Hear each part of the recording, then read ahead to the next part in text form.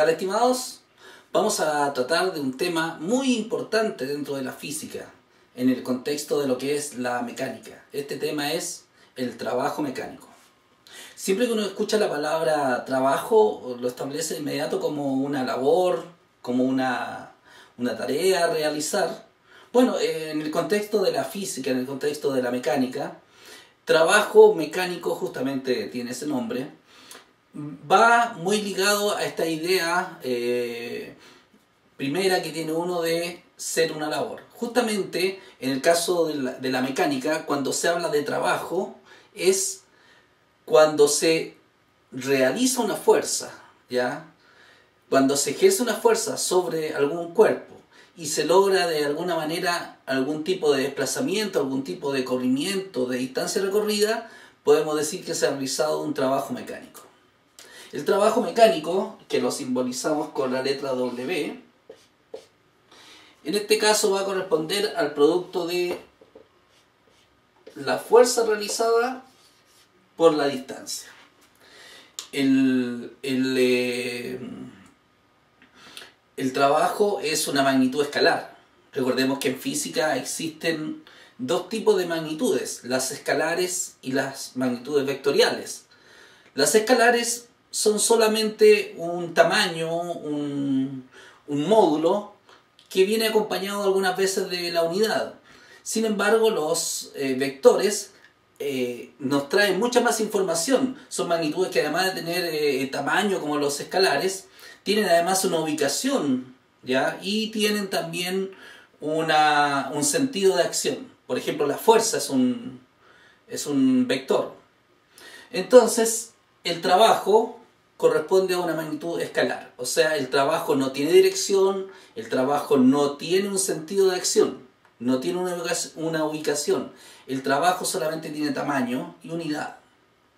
Justamente, ¿qué unidad nos sirve para medir el trabajo? Es el Joule.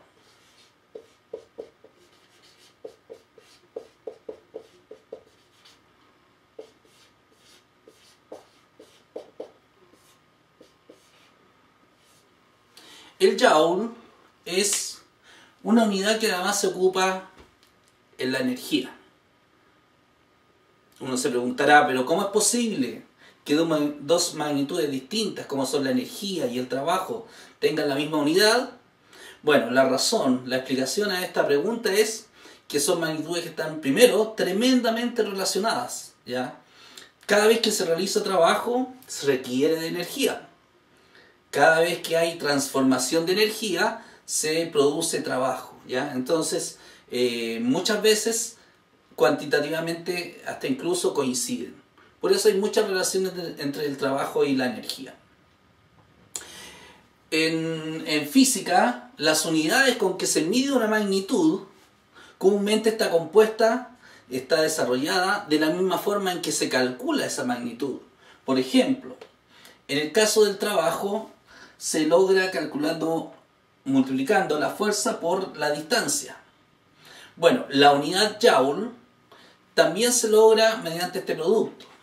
El Joule corresponde ya a la unidad de fuerza, el Newton, por la unidad de distancia que sería el metro. Un Joule entonces equivale a un Newton por metro. Ahora, uno podrá preguntarse, ¿pero un Joule es una cantidad grande o pequeña de trabajo realizado? Imaginemos lo siguiente. Un objeto que pese un Newton lo levantamos un metro. Por ejemplo, un paquete de más o menos 100 gramos de chocolate, que pesa más o menos un Newton, muy poco menos de un Newton. Entonces, cada vez que levantamos este paquetito de chocolate una altura de un metro, el trabajo que hemos realizado es un trabajo de un Joule. Esa es la equivalencia que hay. Por lo tanto, levantar un objeto de 1 kilogramo, que por lo tanto pesa 10 newton, a una altura, hasta una altura de 1 metro, el trabajo realizado ya es de 10 newton por 1 metro, sería de 10 Joule. Esa es la unidad en que se mide el trabajo. Ahora, el trabajo tiene algunas restricciones, ¿ya? El trabajo siempre está relacionado entre el sentido en que se realiza la fuerza y el resultado en cuanto al desplazamiento, en cuanto a la distancia que se ha logrado modificar la posición de un objeto. Por lo tanto, existen dos condiciones en las cuales el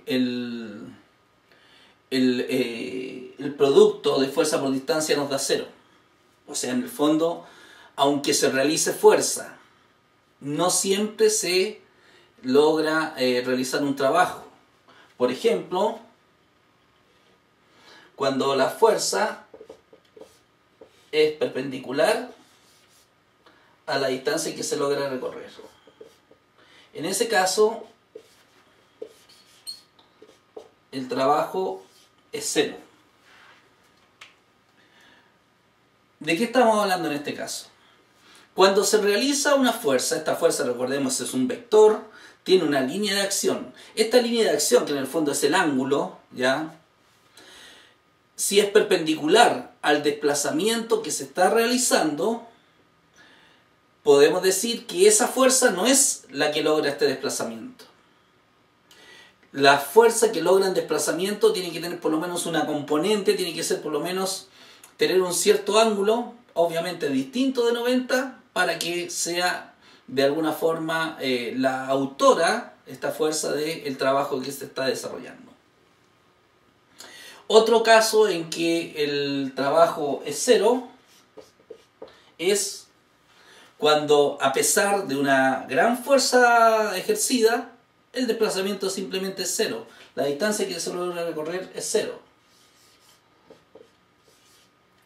Por ejemplo, uno puede empujar un vehículo pesado y si no lo logra desplazar, de todas formas ha desarrollado una fuerza, ha ejercido fuerza, pero el desplazamiento ha sido cero. Así que por lo tanto tenemos el segundo caso en el que el trabajo es cero. También existe otra modalidad en la que el trabajo es cero, pero está relacionada con esto.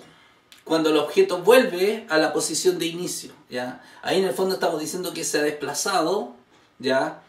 Ha tenido un cambio de posición equivalente a cero.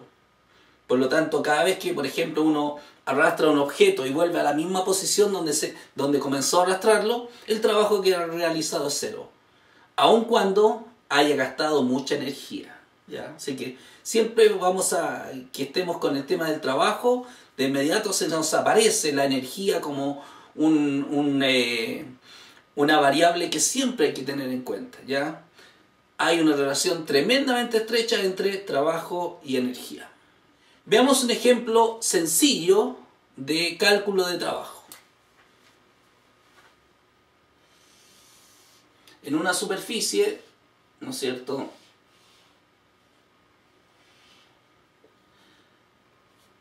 un objeto va a ser empujado, por ejemplo, lo van a tirar con una cuerda, con una fuerza de 20 newton, o sea, el equivalente más o menos a 2 kilogramos de peso, ¿ya? Esa fuerza la van a realizar y va a lograr trasladarse este objeto 15 metros. Entonces, cuando se realiza esta fuerza de 20 newton sobre esta caja y se logra desplazar 15 metros, el trabajo lo vamos a calcular fuerza por distancia. En este caso, la fuerza es de 20 newton y la distancia lograda son de 15 metros. 20 por 15 da 300, queda newton por metro. Por lo tanto, el trabajo es 300 newton por metro, ya dijimos que es el joule. Ahí hay un ejemplo sencillo de cómo se realiza el cálculo del trabajo.